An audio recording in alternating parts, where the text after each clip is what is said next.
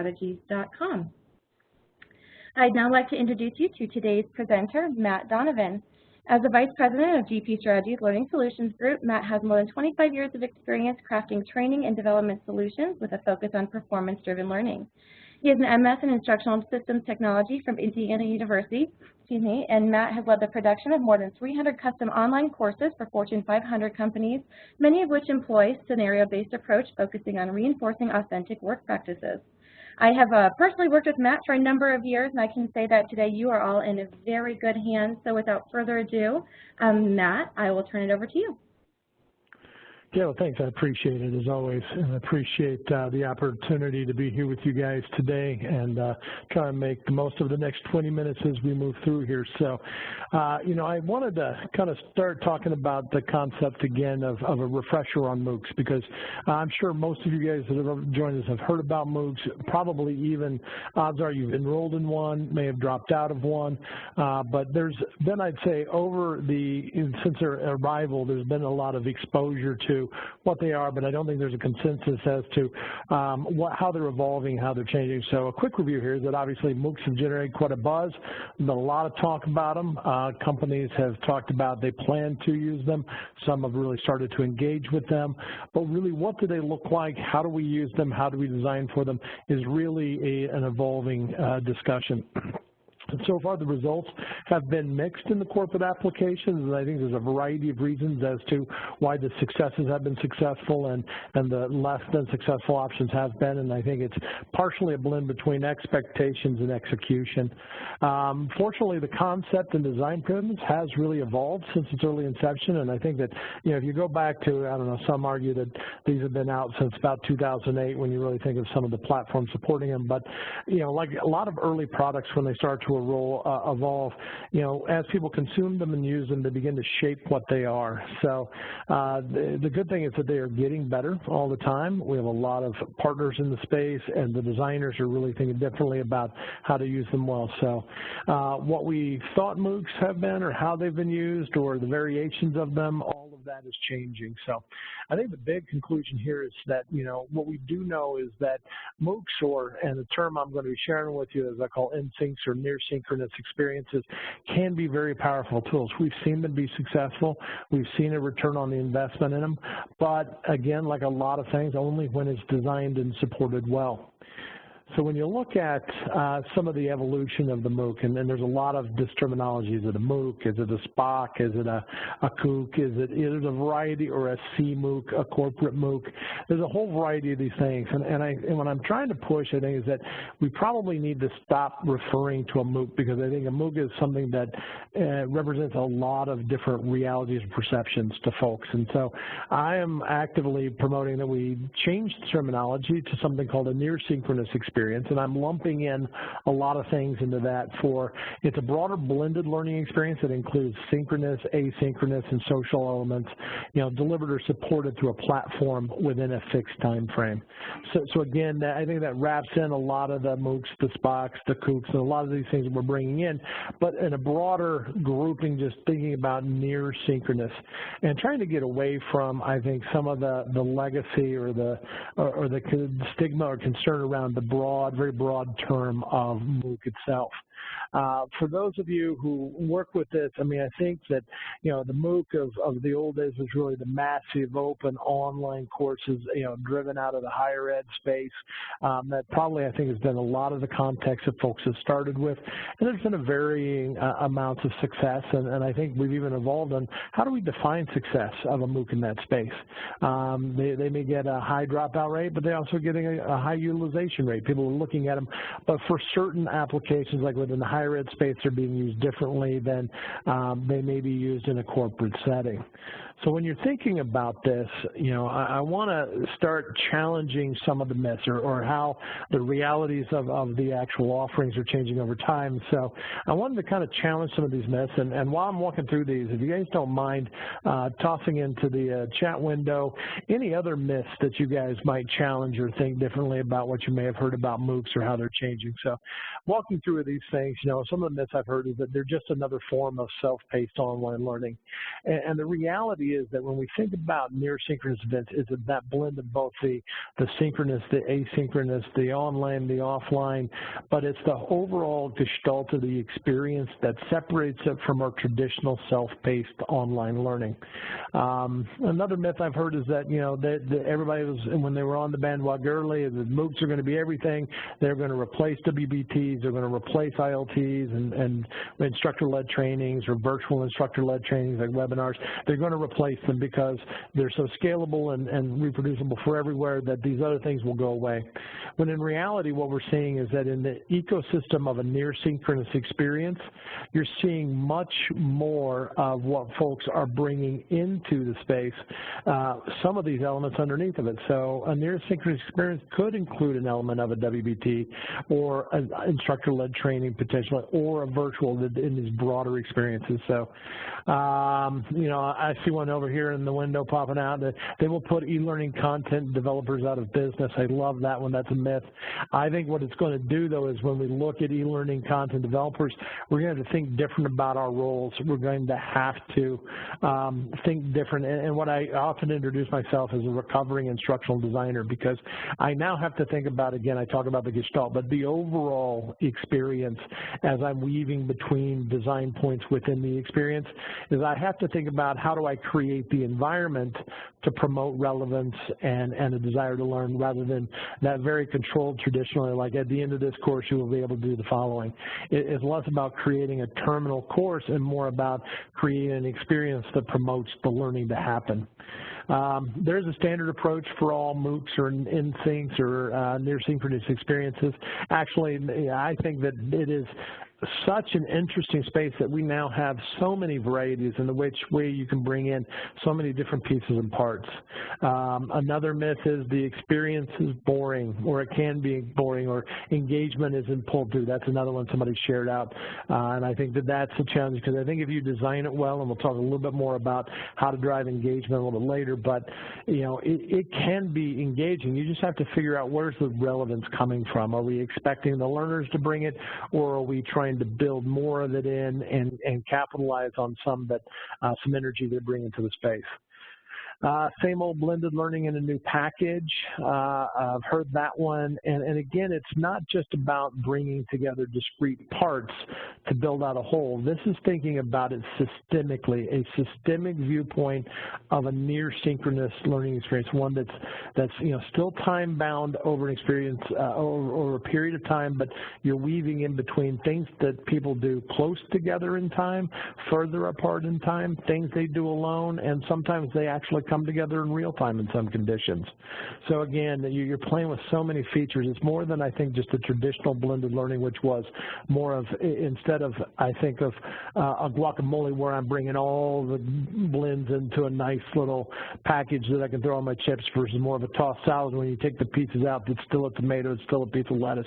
The old blended learning was it still had the pieces and the parts. I think when you look at the near synchronous experiences, you're looking at much deeper, richer, systemic view of an experience.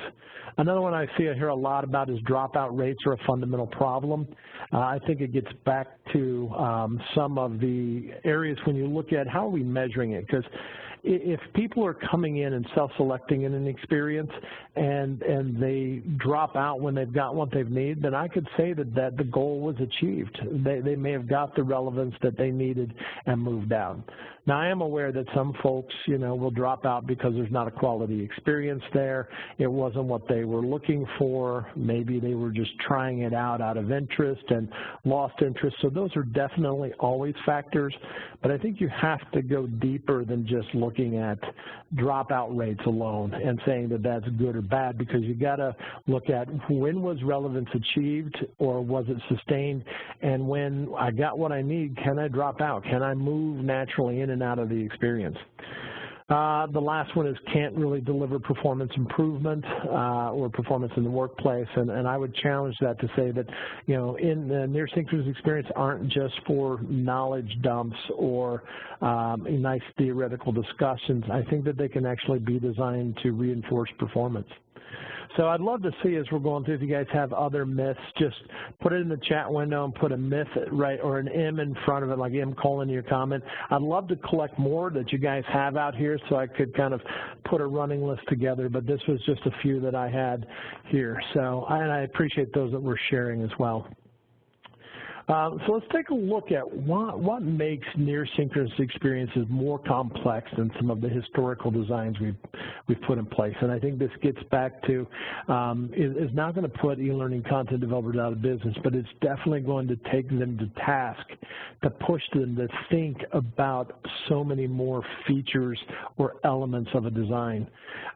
You have a broad spectrum of design points. I mean, when you're thinking about how are you going to weave in a moderator over a 6-week, distributed learning experience where you have them consuming some asynchronous or self-paced components, maybe have a live session or a group chat, bringing those things together. You have so many different design points that you kind of got to bring together. It's not just did you design the simple piece itself to work well, but did it work well in the sequencing and I would say in the time it was consumed in the piece. So you have to think it almost in a third vector as well. You have another thing is a range of methodologies that can be applied to this. I mean, it's not just one approach that you're going to bring in and design that works for every element in the experience. You're going to have to think methodologies that support push. You're going to have to look at methodologies that support pull and reinforce sharing.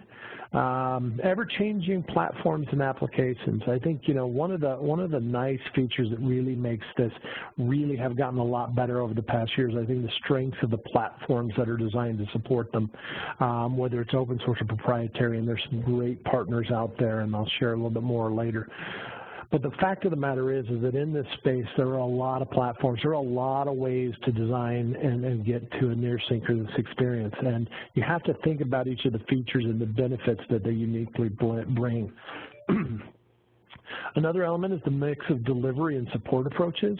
So, when it was a WBT or an ILT, you were looking at a fixed time and space, and you had a, single moment when you either have an instructor or facilitator, or a virtual, you had and for a very short fixed window. But when you look at these near synchronous experiences, you're looking at a deeper bench potentially of folks that are going to support an experience over time. And then the last one is thinking differently about how we evaluate and measure the outcomes or the strength of the design itself.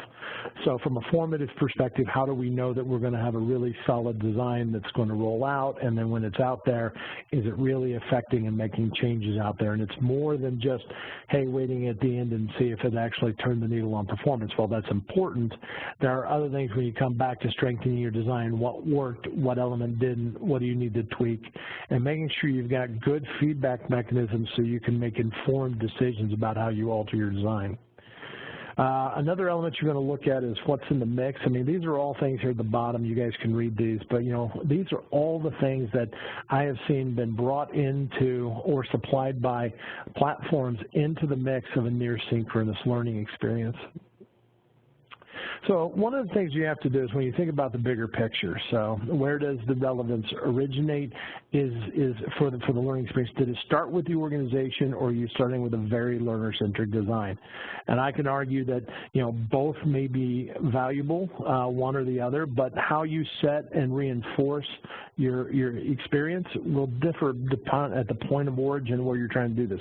Is this something that you want them to be able to be more aligned with a specific outcome, like I'm taking a large group of people and I want them to understand, know, feel about something in more of a narrow manner, or do I want to open it up?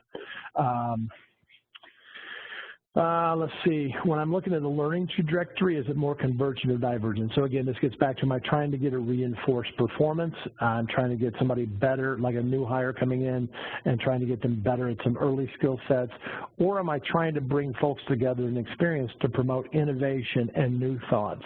And so there are ways you design these to either reinforce a single point, a convergent point, or to reinforce divergence among the population, and you support them differently. I think another one is around source of sustainment. When you look at who's going to support this, how's it going to be moved forward, is it supported internally or externally? So again, these are all bigger pictures that go beyond just thinking about what is the content, what's the sequence, what's the activities. If you've seen my sessions before, this is not anything new. I still think in the design of these near synchronous experiences, you're going to see that the evidence-based practices still apply. We don't abandon the things that worked. I mean, you know, what we've learned about adult learning theory that's being reinforced in neuroscience. I know I've talked a lot about the AGES model from the NLI group. You know, that's a great design point when you're coming in, being aware of those things between attention, spacing, ownership, and emotions. That's all important. Thinking about the 5 moments of need and the different roles of social learning, those play critical roles in your design. And I think it really trying to drive into relevance when you start at performance or learner-centric design, that helps you really hone in on what is the relevant, where's the starting point or the epicenter of relevance. So all these things hold true. From our partners at Intrepid, I like this, and I wanted to share this one. This is a new one. They've referred to the 7 C's of learner engagement, and if you search on this, you can find more out about it. But I thought it was a nice way around for near synchronous experiences, 7 things you need to think about in order to drive you know, what I think is that engagement and bring them in. Everything from what is the content, but more importantly, the context, curation, the communication that's drawing and pulling people through, the communication from the people supporting it, the people within the peer groups or the cohorts, the collaboration activities, competition, which is great to kind of pull people through, and then, of course, getting recognition, a sense of completion, and then ultimately a certificate or certification at the end. So the question is in what amounts or how they kind of shape out in your designs, but these are all important features when you really think about trying to drive learner engagement for what I'm referring to as near synchronous learning events. And one other additional thing is obviously that platform selection is absolutely critical, and there are a lot of platforms out there in a variety of stages. There are proprietary solutions, and then there are what I consider to be the open source solutions. You need to be careful thinking about, you know, what's your support team that you're going to have in place if you're going with open source. Open source can be great, but there is quite a bit of difference in some of the feature sets that exist and having to be able to kind of come in and customize it, but you can also get a great platform that brings a lot of features in on it and really gets a great experience out of the box that can actually really help get some traction with some of these programs. So depending on which way you go, you got to really know the strengths and limitations of your platforms and make sure that you've got the right support team to help really implement this, because it is more complex. Platform plays a big role in I think, really pulling learners through the experience. One final feature I do want to talk about is we think differently about your design and delivery teams. Who will we bring into the table? Who are we working with? The top 4 we're fairly familiar with from our e-learning producers. I think when you look at the middle 3, the user experience designers, social learning designers, and curators, these are great additions to the team because these are the new features we're bringing into these near synchronous experiences. And so user experience will help kind of get that you know, predictable learning experience, what's it going to be like, how do you refine that experience in the, you know, their final experience in the overall solution. And social learning, how do we get some of that pull base or that collaboration, how can you optimize that, and obviously curators to help with the curation aspects of what you have within the system. And then of course in the delivery side, facilitators, moderators, coaches, and mentors. So the big takeaway here is that when we've been working with these and designing, we've had more broader inputs into these as we start to design for them. So let me take it and kind of close out here, and then we'll go to Q&A. But I think there, closing out, there are a lot of great applications for near synchronous events. I would love if you guys had the opportunity to just throw a couple others out there that you've seen them work really well for. I'd like to see that. I think I've seen them work well for new hire experiences, change management initiatives, business acumen programs, leadership programs, consultative selling, risk management. I've seen them designed well and set up to help organizations make some of their critical shifts in some of their processes and performance in the organization. So these are a handful of them. I know we've been at 100 miles an hour on this, but I wanted to create a few moments if we have some time for some questions and answers, or questions, and I'll try if I can get to answer a few of them. And obviously, as Kayla will tell you, I'll close out in a blog any that we don't get to. Great. Thank you, Matt. I know this is a lot to cover in only 20 minutes, so thank you for cramming in about as much as we can. So we are at the end of our 20 minutes, so we are going to take a few minutes to answer several of the questions that come in. So just as a reminder, if you do have a question for Matt, be sure to enter it in the Q&A module at this time. And since a lot was covered in 20 minutes and there's a lot to discuss, I do encourage you to continue the conversation with Matt beyond today's session. Matt, if you go ahead and flip it to the last slide. I know that the Q&A is the part we're getting to, but here's the important info. Here's Matt's contact info so that you are able to stay in touch with him after today. And as Matt just mentioned, we'll be sending everyone a link to a follow-up blog post where he'll be addressing some of today's key takeaways. Also, you'll also be receiving the recording and the slides from today, and that will be emailed to the email address that you provided when you registered. So we will jump right into these questions coming in. Matt, the first one is, how do you blend MOOCs or in-syncs with existing performance support systems? Well, I think it's a great question, and I think it's really important in your overall design to think about what are they going to do once they're done with the experience when they reach the end of that time bound and getting back into the performance workplace. So you really do have to think about it as they're going to transition some of those critical, whether they're taking an action plan forward to a workspace where they're going into a collaboration portal around work or some other spaces, they're leaving their learning space to go into that.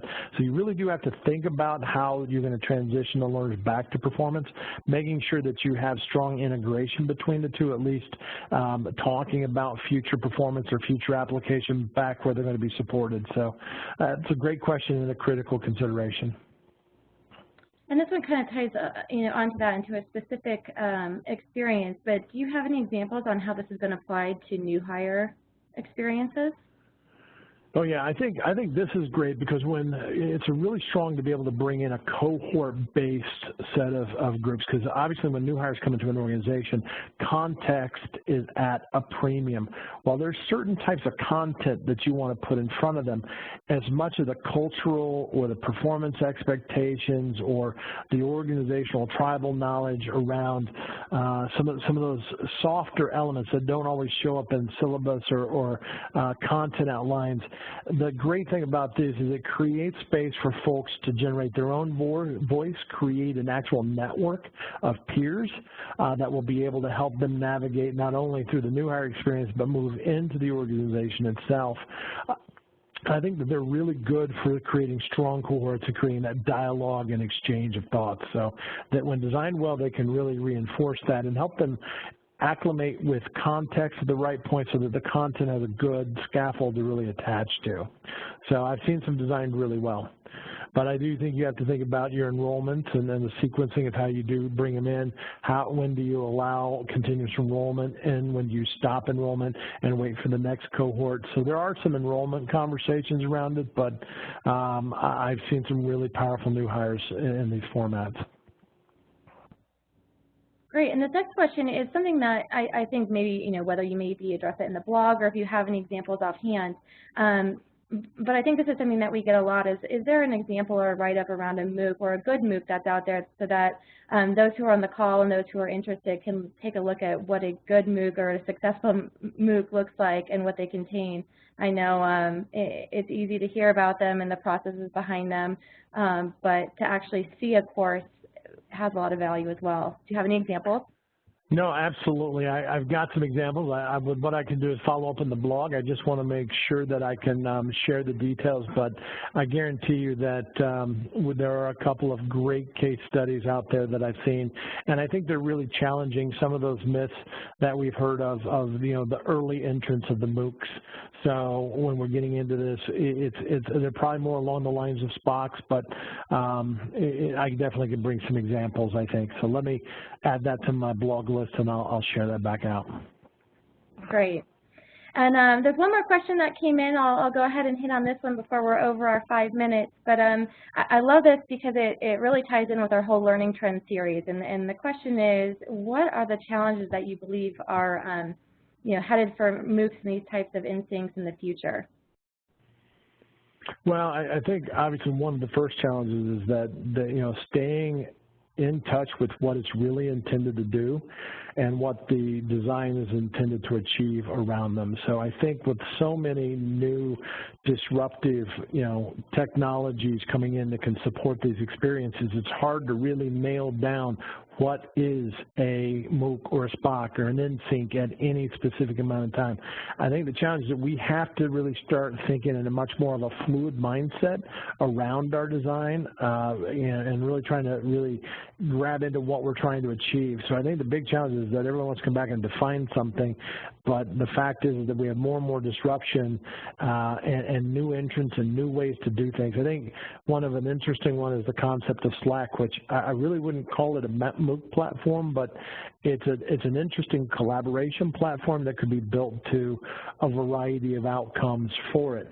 But what is it? It's a complete, defining it almost, it doesn't make sense to take the time to do it. So I think defining and understanding it, I think one of the big challenges is not losing our focus, putting our focus back onto the relevance around the design versus trying to define what it is and a set of standards around it. I think it's one of the challenges with that. It's the first one I think that really comes to mind. And I imagine those are challenges that face a lot of the learning trends that we've addressed during the series. And so, well, with that, I want to be mindful of everyone's time, and it doesn't look like we have any more questions coming through. So we will go ahead and wrap up. So thank you again to today's speaker, Matt Donovan, and thank you to everyone who attended for your time and attention. We do hope that you'll join us again for next week's webinar, where we'll take a look behind the scenes into the development of a virtual reality project.